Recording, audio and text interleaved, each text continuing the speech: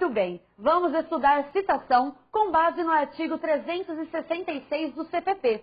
O professor Marcos Paulo também abordará a citação e o procedimento no crime de lavagem de dinheiro. Bons estudos!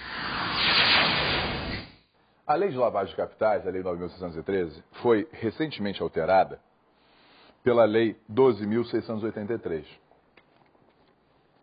E essa alteração veio em boa hora porque, na realidade, positivou o que já era posição dominante, tanto na doutrina quanto na jurisprudência, no tocante ao procedimento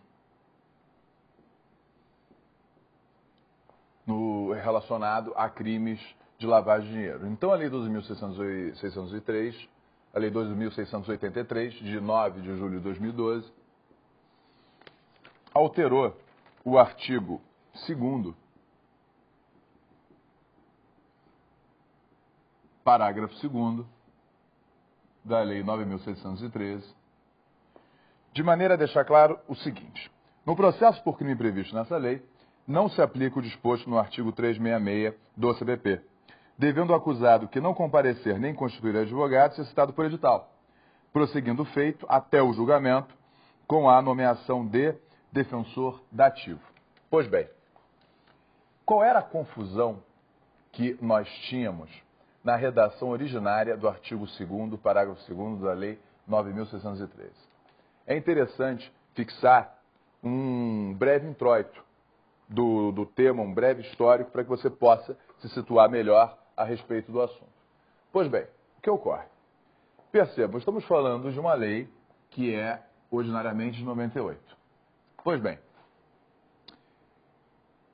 em 98, em 2008, nós tivemos a Lei 11.719, alterando o procedimento criminal. Estabeleceu o seguinte, veja só, artigo 394, parágrafo 4º, CPP. Estabeleceu que em todos os procedimentos de primeiro grau, previstos ou não no Código de Processo Penal, teríamos que observar os artigos 395, 396 e 397. Se em todos os procedimentos de primeiro grau, previstos ou não no CPP, vamos aplicar os artigos 395, 396 e 397, então isso incluiria, em princípio, a Lei 9.613. E o artigo 396, no seu parágrafo único, estabelecia que, se o réu fosse citado por edital e não se apresentasse, não comparecesse, nem constituísse advogado, não fluiria o prazo para apresentação da resposta à acusação. Prazo esse de 10 dias. Consequentemente, o processo ficaria suspenso. Pois bem, só que o artigo 2º, parágrafo 2º da Lei 9.613, na sua redação originária, vamos até colocá-lo mais uma vez aqui, simplesmente bloqueava o artigo 366 do CPP, ou seja, afirmava que o artigo 366 do CPP não se aplicaria na lei de lavagem. Ou seja, se o réu fosse citado por edital e não comparecesse, simplesmente se nomearia a Defensoria Pública, o defensor dativo, e esse processo o quê? Fluiria à sua revelia. Perceba a confusão. Se aplicássemos literalmente essas regras, olhem a loucura. Pelo artigo 2º, parágrafo 2º da Lei 9.613, nós não aplicaríamos o artigo 366 do CPP, ou seja, o processo fluiria e a prescrição, que ficaria suspensa nos termos do artigo 366, igualmente fluiria. Ocorre que, posteriormente, nós tivemos a Lei 11.719 de 2008, afirmando que a todos os procedimentos de primeiro grau, previstos ou não no CPP, teríamos que aplicar, que observar o artigo 396 do CPP, que é expresso ao determinar a suspensão do processo no tocante a réus citados por edital que não comparecessem nem constituíssem advogado. Ou seja, numa interpretação literal, nós consagraríamos uma tremenda impunidade no tocante à repressão à lavagem de capitais. Porque, em relação ao réu citado por edital que não comparecesse, a prescrição fluiria, porque vetado está o artigo 366 do CPP, mas o processo ficaria suspenso. Não por força do artigo 2º, parágrafo 2º da Lei 9.613, mas por força de lei posterior. Qual seja, 394, parágrafo 4º, combinado com 396, parágrafo único do CPP, que advieram em 2008 via Lei 11.719. Ou seja, nós teríamos uma crise de instância. Nós teríamos, repito, uma crise de instância. Por quê? O processo ficaria suspenso e a prescrição fluindo.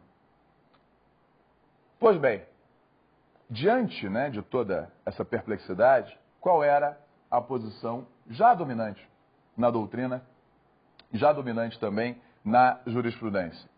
Que, nesse caso, eu teria que observar o princípio da especialidade, conforme, inclusive, prega o parágrafo 2º do artigo 394, quando nos diz que o procedimento comum será aplicado subsidiariamente aos procedimentos especiais, salvo naquilo em que houver disposição em sentido contrário. Então, se entendia que o artigo 2º, parágrafo 2º da Lei 9.613, ainda que na sua redação originária, embora fosse anterior à Lei 11.719, prevaleceria em apreço ao princípio da especialidade. Pois bem, agora, essa controvérsia não existe mais, porque o artigo 2º, parágrafo 2º atual, com a redação dada pela Lei 12.683, deixa claro que se o réu denunciado por crimes de lavagem de capitais for citado por edital, o processo em relação a ele vai fluir. Fluindo o processo, portanto, fluindo a prescrição. Devendo-se, então, nomear a Defensoria Pública ou defensor dativo para a apresentação da resposta à acusação. E aqui valem 2 comentários. Primeiro comentário. Em parte da doutrina, e isso é interessante numa prova discursiva para a Defensoria Pública, vai criticar a Lei 9.613, o artigo 2º, parágrafo 2º. Essa crítica já havia na sua redação originária e ela persiste. E essa crítica consiste basicamente em ofensa ao princípio da isonomia, ofensa à própria garantia constitucional da ampla defesa. Por quê? Qual é a regra? Reiterada, inclusive, pela Lei 11.719, que o réu, citado por edital, enfim, que o processo em relação a ele não prossiga, exatamente para que ele possa efetivamente exercer o seu direito de defesa. Afinal de contas, sabemos que a citação por edital, ela é ficta. Então, a opção do legislador foi o quê? Foi dar máxima efetividade à ampla defesa, evidentemente, que com uma contrapartida da suspensão da prescrição. Então, para que relativizar o direito de defesa na repressão ao crime organizado? Isso ofenderia a isonomia. E por que ofenderia a isonomia? Porque, de qualquer maneira, estaríamos diante de réus que foram citados por edital. E que, portanto, todos eles têm o mesmo direito de defesa. Não faria sentido escalonar esse direito de defesa e relativizá-lo exatamente nos procedimentos relacionados à lavagem de capitais. É essa a crítica. Então, sob esse ângulo, o parágrafo 2º do artigo 2º da Lei 9.613 se mostraria inconstitucional, porque ofenderia a isonomia a partir do momento em que iria modular uma garantia fundamental que, na realidade, não vai desafiar relativizações, como é a ampla defesa, artigo 5º, inciso 55 da Constituição. Ok? Então, é essa a crítica. Agora, essa crítica tem tido penetração nos tribunais superiores? Nenhuma. Vocês não vão encontrar nenhum acórdão, seja do STJ, seja do STF, agasalhando essa crítica doutrinária. Por quê? O que houve foi uma opção do legislador. Ou seja, não podemos dizer que o fato de o legislador permitir que, neste caso, o réu, citado por edital, possa ser processado e julgado à revelia, não podemos dizer que isso ofenderia a ampla defesa. Por quê? Porque, na realidade, a revelia sempre existiu, até bem pouco tempo e tudo mais, enfim. Né? A regra era essa, réu citado por edital, ok, se não comparecesse, a regra era, tá, a sua revelia. E, de qualquer maneira, lhe será dada a defesa técnica. Lhe será dada a defesa técnica. Então, na realidade, foi uma opção do legislador. E uma opção muito clara pelo seguinte, porque qual é o grande objetivo da Lei 9.613? Reaver esses bens. Ou seja, permitir que o Estado possa reaver esses bens. Então, o que ocorre? A partir do momento em que tivéssemos também na lavagem de capitais a suspensão do processo, a suspensão da prescrição, aqui os bens ficariam bloqueados. Aqueles bens permaneceriam lá sequestrados ou apreendidos. Maravilha. Então, esses bens ficariam, na realidade, bloqueados. Só que, para que houvesse a efetiva conversão desses bens para o Estado, eu precisaria o quê? De uma condenação. E de uma condenação transitada no julgado. Então, para isso, eu preciso que esse processo o quê? Prossiga. Eu preciso dar prosseguimento a esse processo. E por isso que a opção do legislador, nesse caso, isso é mérito do ato legislativo completamente, foi que, nesses casos, em que pese o réu ter sido citado por edital, que o processo prossiga. Tá?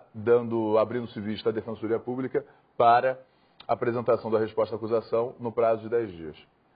E eu não posso deixar de citar também, de fazer uma crítica à terminologia empregada pela Lei 12.683, que foi uma terminologia absolutamente anacrônica, a partir do momento em que fala em defensor dativo. Não se deve falar em defensor dativo.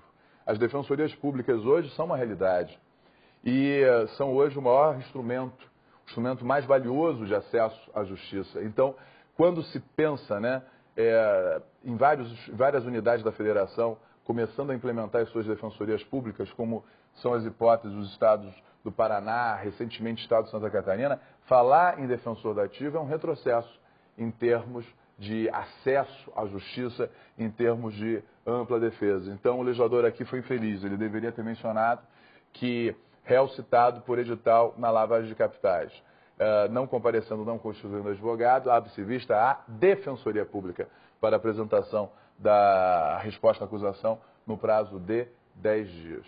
Ok? Pois bem, são esses, né, os comentários importantes, né, que tornam diferenciado o procedimento na lavagem de capitais. Até a próxima. Tchau. E agora, você se sente mais preparado? Se não, assista novamente a aula. Basta clicar e rever. Tome nota dos principais pontos e sempre teste seus conhecimentos no quiz. Ele é fundamental para melhorar o seu desempenho.